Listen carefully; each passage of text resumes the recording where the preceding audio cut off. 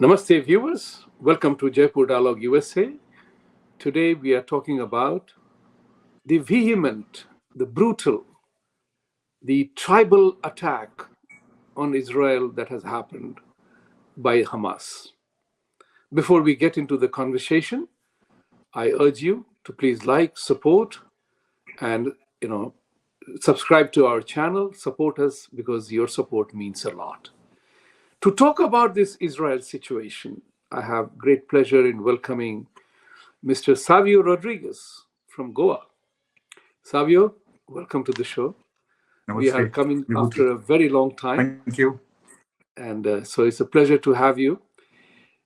This is one of Thank those you. I'm humbled tragic to be on your show. moments. It's a tragic moment to have that scenario of there you go again.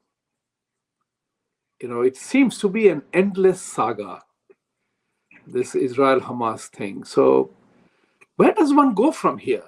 Back to the same question. There you go again, but where do we go from here? Brutality, what we see here is we see evidence of war crime here, what Hamas is doing and its people are doing. Evidence of war crime on the video. When they drag the Israeli soldiers, do the attack, brutality, will the Western world act on it? Or they will mollycoddle that as the democratic right and privileges? You see, Vibhuti, one of the most important things to understand is that the geopolitical dynamics of the Middle Eastern region is slowly changing towards socio-economic development and socio-economic progress. Now, this has happened after the Abraham Accords, which were signed by Arab nations and Israel. Two of the most prominent Arab nations were, of course, Saudi Arabia and the United Arab Emirates. Now, one of the main focuses of the Abraham Accords, which is a very, very beautiful document, actually, and one of the recent documents that I read, that so much, brings about the importance of us coming together for peaceful measures rather than war and rather than terror. So the hallmark of that particular document was the synergistic tie-up between the Arab nations. And that was not based on religion. It was based on the simple truth that we all belong to the same land, irrespective of our religion. And that's how it was important for the Arab nations to come together.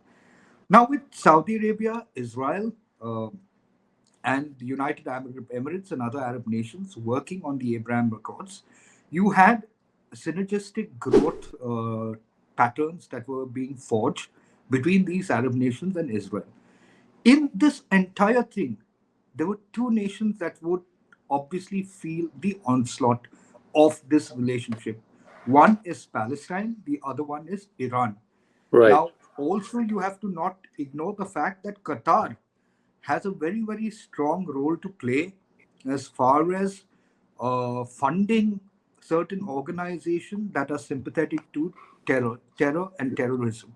Qatar has that kind of role, and Qatar has been supporting Palestine. It has been supporting Hamas as well. Now, for us to understand what is going to happen to Palestine is, as long as Israel continues to build stronger relationships in the Middle East, the relationship of Palestine and the real core focus of terror organizations like the Hamas in Palestine would start losing its credibility and start losing its hold on Palestine as a country. Because you see, if you talk to the Palestinians, which I did a couple of months ago when I went to Israel and Palestine, they too want economic development. They too want to progress. They too want to compete in a globally growing economy, right? However, terrorism, Hamas's holdings on Palestine is not allowing for that kind of socio-economic growth that is supposed to happen. But they refuse to act against Hamas, and the common people have to face the brunt of terror organizations that exist in their own backyard. So now, with what has happened today, you are going to see, of course, a retaliation. And many nations aren't going to support Palestine. Neither are they going to support Iran for supporting Palestine, and neither are they going to support Qatar for lending support to Palestine. What they are going to do is they're going to make these nations pariahs in the Middle Eastern region, because Mohammed bin Salman, the leader of Saudi Arabia, is a very progressive leader. He's a leader that is looking at making the Middle East the Europe within the next couple of years. So by 2030 and beyond, he's looking at Middle East being the Europe. And he's a very focused man. If you see the kind of reforms that he's bringing in Saudi Arabia, because he believes that if he has to be important as a leader, or Saudi Arabia has to grow, then it has to go beyond oil and get into other aspects of economic growth. And that's exactly what he's doing. So instead of being enemy with Israel, the Abraham Accords came from that principle that let's work together instead of being at war, because it's the era of collaboration as individuals, as companies, and even as nations. And that's exactly what it is. Palestine loses out because Palestine gains nothing, and therefore, in order to stay relevant, in order for Hamas to stay relevant, to show that they still are in a little bit of control, that is why this terror attack has happened this morning, and that is why they are exhibiting the brutality of their terror, not realizing that the brutality that they are exposing is not going to frighten the Israel, neither is it going to frighten the rest of the world. All it's going to do is make more enemies for them rather than friends. So there is no, people aren't going to be neutral in this anymore. You will have certain sections of people from the Islamic radical thought process and the Islamic radical world, including in India, who would lend their support to Palestine and say we have to fight for Palestine. Israel has been unfair with Palestine. Whether Israel has been unfair with Palestine or not, the peace process were in place. People had to work together to ensure that the region stabilizes. The problem, what many people don't understand, is that it's very important for geopolitics, global geopolitics, for Middle East to remain stable. Look at any of the Islamic radical nations that, or Islamic radical terror groups that have been in nations, and look at those nations. They've been completely destroyed. Look at Syria for that matter. Look at Lebanon. These were promising countries. These were countries that were considered to be competitive with Europe a long time back, but they aren't anything anymore. So wherever radicalism, wherever Islamic terrorism propagates or promotes itself, there's always going to be destruction, and that destruction is more to the people within those countries itself. So you see Palestine, okay, when you go to Ramallah and you meet with people out there, you realize that there is a need for them to feel one or with what's happening in the global social geopolitical space. Some people from Palestine want to go into Israel and work. Why do they want to do that? Because obviously they get more money when compared to working in Palestine. So there are various factors that you have to look at, and unfortunately, terrorism in places like Palestine, terror organizations supported by nations like Iran and Qatar, is actually detrimental to the peace that Middle East needs as a region, because Middle East undoubtedly, as Mohammed bin Salman said, has the potential to be the next Europe. Because if you look at Europe, Europe is completely dwindling at this point of time. They don't have a future. They've been taken over by, again, Islamic radicals who have come there. It's a strange irony that if you see what's happening in Europe and other parts of the Western world, the very people that they set out to protect under human rights laws, and this pontification that we have to be fair, we have to give human rights to people, are the very people that are going to turn against them, because they have realized that today the best way to attack the Western countries or the European countries is through immigration, is through illegal immigration. When thousands and thousands of people are pouring into Europe countries, and they're going to wreak havoc in the days ahead. You need to understand how Islamic radicals work. I've been studying them for years. I can tell you, you have no idea. At least Europe has no idea what they have in store. And Israel in the Middle Eastern region was one of the main nations fighting Right. radicalism, fighting Islamic radicalism. So Hamas was losing ground. Hamas was losing importance. And that is why Hamas has done this attack. And Hamas will pay, because Hamas has attacked Israel, and Israel is not going to keep quiet. That's a great articulation of the issues and the challenges geopolitically, Abraham records, and everything else. The question here is very simple. You brought in a very interesting point that there is a cultural invasion is happening of Europe. They are losing their identity. And I have always been asking this question that why is that the West is bending backwards to accommodate a faith and a belief that doesn't want you, Christians, at all? You know, it's a very interesting ideological challenge.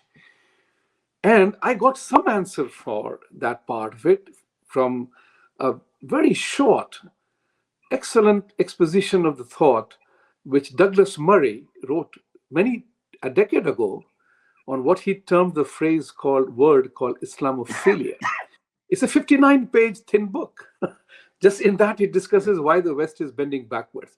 But the important part is you said something very interesting, that we do not know what they are doing. But at this point in time, to use the English phrase, every Tom, Dick, and Harry knows the entire tenet of Islam, in which you and I are kafirs and will remain kafirs. In New York, there was a video going around. While this is happening here, the New York guy, Imam, is talking about in a New York mosque that everybody who is not a Muslim is a kafir and a shirk who needs to be eliminated. It's happening in New York here. My challenge is this. That's why I said, there we go again. So because at an individual level, I agree with you, at an individual level, everybody wants to be peaceful. Everybody wants to be wealthy. Everybody wants to get out of poverty. So what you said about Palestinians wanting to get out, I'm not surprised at all. But what I'm asking is, are they willing to abandon, contest their own ideology that they talk about? And one of the classic ones is they use the democratic process to serve their end. They are hit hard. They accuse you of human rights violation. And then we recoil and we say, oh, no, we are not like that. Your thoughts? Sanjay, in my viewpoint, if you have to look at Islam, Christianity, Sanatan Dharma, Judaism, all of them as religion. Okay? There is good and there is questionable aspects of religion. But extremism, radicalism that exist in religions include mostly seen in recent times in the Islamic thought process. A very radical strain of Islam has been propagated around the world, thereby giving them this belief that it is their sworn duty to wage jihad against people who are not believers or kafirs, as you rightly said. So they are going to have this radicalism. We saw that in Kashmir. India had its share of it in Kashmir. You saw how the entire social demographic changed in Kashmir over a period of time, which is why you had the exodus of Kashmiri Hindus, Kashmiri Pandits in 1990, because of this radical strain of thought. Now, what many people within the Islamic world don't realize, and what Saudi Arabia is realizing, that in order for them to be relevant, and if you go back into a little back into history, you would realize that Saudi Arabia, nations like United Arab Emirates, Qatar, even now, were responsible for donating or funding certain organizations under the guise of them doing social work within the Islamic framework, right? So they have created the monster. The monster now has moved into Europe and it is going to devastate Europe, but it has left Middle East to be absolutely free of all the turmoil that is required because it's controlled. There is no democracy in the Middle East. It is completely the rules of the kingdoms over there. So they can control terror. Whenever democracy is brought into a Middle Eastern region, that is when it's failed. It is only when it is ruled by a sheikh or a ruler in the true sense, that's when people are controlled. That's when terrorism is controlled. So Europe is going to face a major onslaught.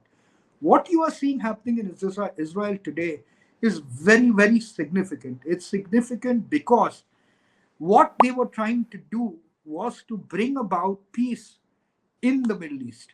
Because peace in the Middle East is necessary if they want to compete with Europe or the West. And for a very long time, peace has eluded a lot of the nations in the Middle East. And somebody like a Mohammed bin Salman, who's in his head a very clear cut individual with what he wants, he knows he has the power to lead the Arab world to compete with the rest of the Western countries. He knows that. He is also from a school of thought, because I know people close to him. He also comes from a school of thought that he does not want to be very dependent on the US. He wants to create an identity of Saudi Arabia that is non dependent on the US, and Right. something that is able to work with the Arab nations and with the Southeast Asian and the South Asian region, so that he becomes a formidable force, which is why you see United Arab Emirates and Saudi Arabia having such a strong relationship with Prime Minister Modi in India, because they realize that these relationships, in the larger scheme of things, is important. Everybody knows that at this point of time, Europe and the West is actually on a downward spiral, irrespective of what their media say, irrespective of what the government says, or irrespective of what the people in America or other parts of the West think.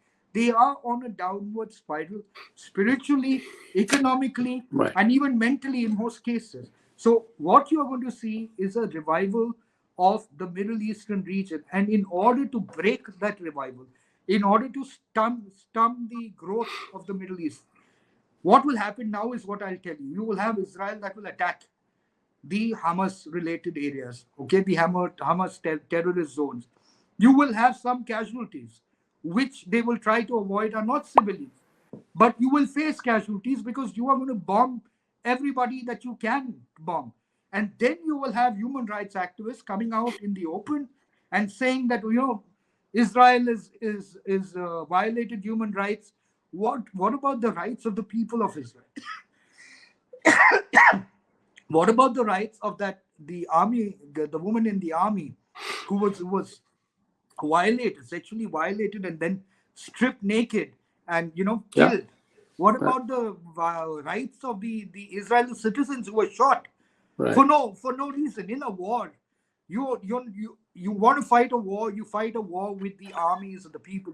Terrorism is that's the problem with terrorism. Terrorism or terrorists are a bunch of cowards, in my opinion, Sanjay, because they never ever do the right thing. They're always targeting innocents. Your problem on policies are not innocent civilians. Your problems on policies are governments who make the policies that cause for conflict between nations, but not the innocent civilians. So why target innocent civilians? Why are you shooting at people who are just walking down the road early in the morning? And look at the day they selected, a Shabbat. Yeah. It's a day when the Israelis are more relaxed, Right. more wanting to spend time with their family, wanting to basically do what the religion tells them, their culture tells them to Yeah. do, and that's when they attack. Now, why we should learn from it? We should learn from it is because every time something progressive is going to happen, terrorism comes in to stop the growth or stop the socio-economic progress. And the Hamas, Iran, Qatar are very, very rattled that somehow Israel, Saudi Arabia, United Arab Emirates, and other nations have decided to forge ahead post the Abraham Accords. And that is very significant for the growth of the Middle East. And that is something Right. that makes Hamas irrelevant. It makes Hezbollah irrelevant. So you will see within the next couple of hours, Hezbollah getting activated in order to do exactly what Hamas is doing, because it's a coordinated attack. If you look at some of the videos that came out from Aqsa Mosque in Jerusalem itself, you would realize that they were talking about jihad, to wage jihad against the people of Israel, against the Jews. You This to me, what has happened is a complete intelligence failure of Israel. You see, Yeah. I they agree. have one of the most prolific and one of the most dependable intelligence agencies in the world. This is as good as the failure of intelligence or as bad as the failure of intelligence that happened during the Yom Kippur War many, many years ago, where intelligence was not even available. Suddenly, there was this huge attack. There's a huge beating that Israel has taken in the first few hours of the entire morning, when there was fear, there was uncertainty in a lot of people of Israel. Nobody knows what's happening. Nobody knew what was going to happen. All we then knew is that Israel is going to retaliate, and Israel will retaliate. But it cannot change the fact that people have died, people have Hundreds of injured, them, hundreds and of people have right, and died. this is a Yeah. terror attack. So there Right. is no escape to terrorism. So what is important is that global nations come together very, very strategically to eradicate terrorism. Terrorism in today's day and age is no longer a tool of negotiations with nations, because terrorism is not making nations progress. And a look at the Arab worlds that promote terrorism is a clear indication. None of the countries that have promoted terrorism or you had terror groups coming out of have been successful. I They have not just wanted to socio-economic successes. add to this. Just wanted to add to this while you take a sip of water to soothe your throat. Wanted to just say also this. You brought in a very valid point dealing with terrorism, right? We have been dealing with it forever. We have been dealing with this situation forever. There are two questions that come out in this, geopolitically speaking. All the five Security Council members know the challenge. All of them. The entire Correct. world knows the challenge. But is it the theology or the philosophy itself that is responsible for these kind of terror activities?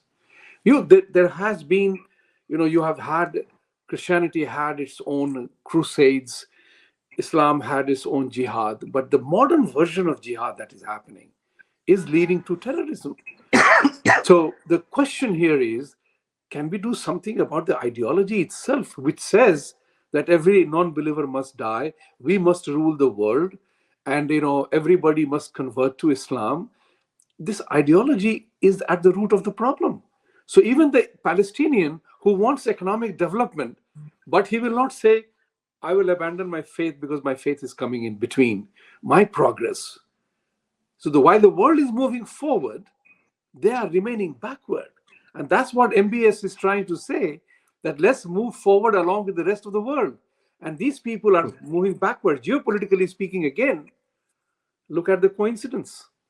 Abraham Accord was done by Trump. Look what Biden is Correct. doing, $6 billion to Hamas. Now look what happens. Correct. There is a problem here. It is the problem of the Western world trying to dominate, and now they're failing. Where do you see this moving forward? How can the West today see that today everybody knows, Savio, you and I both know that the WMD was fabricated. Yes. That was not based on any concrete evidence. It was a cook-up. The question is the West's credibility. Democracy's credibility is an all-time low. Therefore, Hamas does everything in the name of democratic freedom and rights. But if you hit the civilians, they hide behind the civilians. Hit the civilians, then the human rights group come. Oh, India and Israel are human rights violators. How do we address that? See, the first problem is we need to get out of the shadow of the Western philosophies or Western strategies or the Western thought process as far as relationships or bonding between nations. If you look and study the West, it is also the problem that you see now, what has happened today in Israel. What Israel is doing now is the cure to the terror attack that has happened on it. Okay, so the Western philosophy is about cure rather than prevention, conflict resolution instead of conflict avoidance.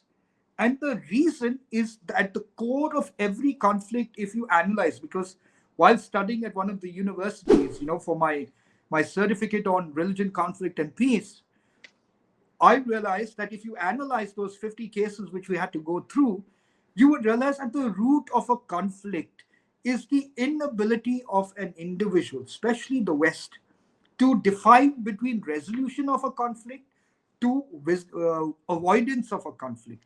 So the Western rule is we will resolve it. There's a problem, we will go in, we will solve the problem, and then you make compromises.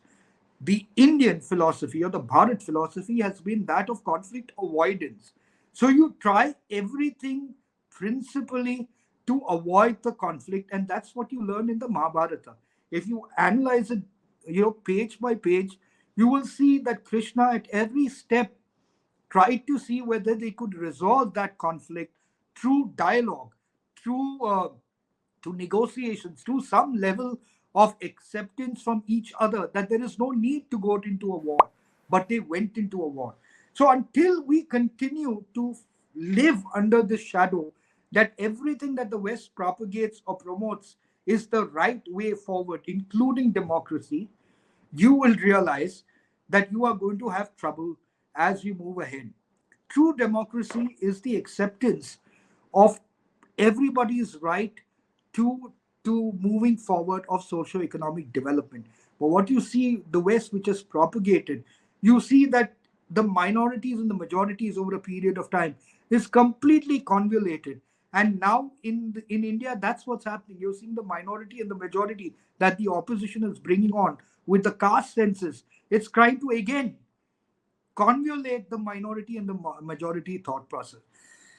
The West has always been that let's be about human rights. Please tell me, when the terror attacks happened in the US, 9/11, what were the human rights that were given to the Muslims at that point of time? There were very little human rights provided to the Muslims because you branded everyone as a terrorist. Your friend was Saddam Hussein. US was friends with Saddam Hussein. US was friends with bin Laden. If you look into every problem that has happened, US has always been friends with those who led to war, and then they've gone and fought with them. They provided them with the weapons. What happened in Afghanistan recently? They just left the weapons over there for Taliban. They walked away. So we as collectively as group of nations should realize that the United States no longer is the big brother of the world. In fact, the United States is on its way down, and with Biden in the seat, you can be rest assured that it will definitely go down the drain in the months ahead. you are you are echoing my thought, because there comes a point in time when you can't escape truth, you can't avoid truth. So if the conflict, if the extremism, whether extremism is arising out of political extremism or religious extremism, if you do not identify the cause, you can't have a conflict resolution. That's very simple. And I always believe in Einstein's famous quote that any intelligent fool can complicate a simple problem. It takes courage True. to move in the other direction. So, is anybody Correct. trying to solve the problem? The answer is perhaps no, because it is a challenge. It's a failure of human beings, people in power. And that's the reason why many people are talking about the US has failed in its responsibility. The US credibility, you are right, US credibility is at an all time low, particularly when you know how US intelligence agencies have behaved. Correct. People know who is doing what. Now, the thing is that in this technology driven era, there was a time when the news would travel through ANI, through PTI, through XYZ agencies, through Reuters and others, and it will end up in your newspaper after 3 days or 2 days, and then we will read it after editorializing and editing, right? Today, Right. you get unfiltered news, uncensored Correct. news. You have media telling it. So the question arises here now: the people know a lot more, and the governments can't hide anymore. But here is the Correct. final thing that I wanted to touch upon this subject matter. Pakistan has approved this Hamas attack on Israel. How does it portend for India? Because my thought process is something which I want to share with you, and I look forward to your answer on that. You are a Christian, you believe in Sanatan philosophy, you have joined BJP, you are a great supporter of Prime Minister Modi. You are a very unique individual. Uh, I won't call you a unique creature because you are a powerful individual displaying a courageous stand. It takes courage to do what you are doing. Tell us one thing about it. India and Israel are the two countries who do not interfere in any other country's lives and matters. Both these countries do not try to take their religion to other countries as a proselytization or proliferation anyway. We are very self contained. We believe in Vasudhaiva Kutumbakam philosophy. Let me live in my tiny land of Israel and let me live in what is known as Bharat. Why is the rest of the world dealing with India in a manner that they are dealing, attack India, Hinduism, Sanatan, every which way? India and Israel are targets. So I'm suspecting with this kind of a validation of Pakistan, what must India do in this scenario? If say, Hamas related elements in India do this kind of an attack, what would India do? What must India do? Okay, firstly, let me say it why I am so connected with Sanatan Dharma. Right, I'm connected with Sanatan Dharma because I am a son of Mother India.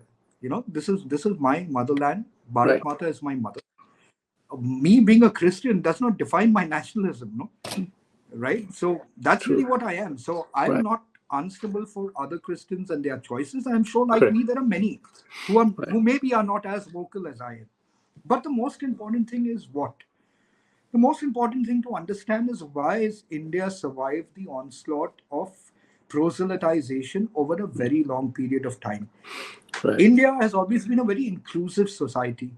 India has always been a society where within our own Sanatan Dharma faiths, you have what is considered to be the good aspect of the faith, and then you have some aspects of that faith that treads into what you call esoteric practices or cultic practices like tantra and all these kind of things.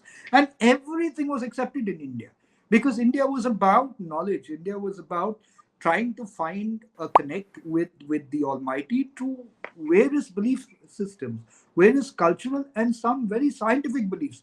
Though the West might not agree to it, there were some really strong beliefs that the Vedics put Vedas put across and the Vedic people and the Vedic philosophy put across at that point of time.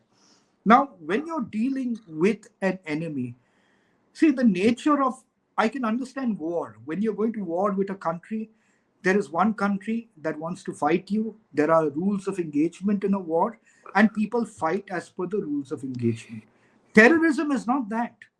Terrorism never fights in the balance of war engagements. They don't follow any rules. They don't follow any human code that is essential. Terrorism's focus or the core mission of a terrorist organization is to instill terror and to instill fear. Fear into society, fear into the people. So, my view is that anything to do with terrorism, whether it's India, whether it's Israel, has to be eradicated. There are no two ways about it. Every terror organization, every terrorist must be identified.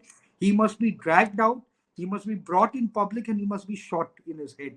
It's as simple as that. Because there is no ideology there. There might be brainwashed ideology into the terrorists, but most of them are driven by the thought process that I am powerful when I take life of somebody else. Have you ever wondered why a terror organization? I keep asking this question to myself every time. Why do terror organizations only target innocent civilians in most of the cases? If they were really so powerful, and you're looking at issues like, let's say for example, US is the reason why many of the Arab countries have been really treated bad, and they've been called terrorists or called various other radicals, and they've been ostracized in certain areas. Why are they targeting the innocent Americans? Innocent Americans are not responsible for the policies, nor neither anybody in the European nations. What is happening in Europe? Why are there these brutes, these Islamic radicals, raping young European women in most of these European countries? What is that? It's a thought process. It's this crazy, demonical thought process that is ingrained into them. Their aim is terror. Hamas has done the biggest mistake by putting out those crimes that they have done today. They thought that they were going to instill fear into the minds of the people. It will have just the opposite reaction. Hamas will be completely wiped out by Israel. You watch in the next couple of hours what will happen. I Because hope they Israel, do. if I hope they do. I'll tell you, because what you said about why they hit out on individuals, that is the ideology. It is to spread, terrorize. yeah, जो उर्दू का शब्द है ना, दहशत. They Desha. spread dahshat in individual minds, hit at one Nupur Sharma, one X and Y, so that rest of the people will say, who wants that? Okay, let them have it. That's the issue that is very important, that needs to be dealt with by the democracies of the In world. fact, if you see in India, there were Yeah. some of them that was carrying the Palestinian flags. You see, I'm saying it again. I have nothing against the Palestinian men and women and children who are genuinely people who belong to Palestine. And India, I'm sure, feels the same. But you cannot support terrorism. And if you're going to, like they did in Kashmir, and they did in Shaheen Bagh, or they're doing it even in some parts of Manipur, where there are innocent people being put forward while the terror organizations are the ones working behind, then the country or the nations dealing with that terror problem has to take a hard stance, because there's always going to be collateral damage. If you're going to support a terrorist organization or terrorism, you are going to face the consequences of it. So the world must stop pussyfooting around terrorism and get to the grassroots level of eradicating all terrorism. And it can be done. It's not that it cannot. Well, the United Nations has failed to even declare the definition of terrorism as yet. And so Well, that is, yeah. I don't have an high opinion of the United Nations, No, but no, let me give you an nobody has example why. anymore. So United Nobody. Nations yesterday put out a tweet condemning the attack on a human rights activist in Manipur. Right. Okay. So I find that strange because A, the human rights activist was not of the Maiti community. He was of the Kuki community, number one. And their previous press note that they had put out was again tilted towards the Kuki community. Now, what is happening in Manipur is both the communities are right in their own aspects, and both the communities are wrong in the actions that they have taken to deal with their concerns, right?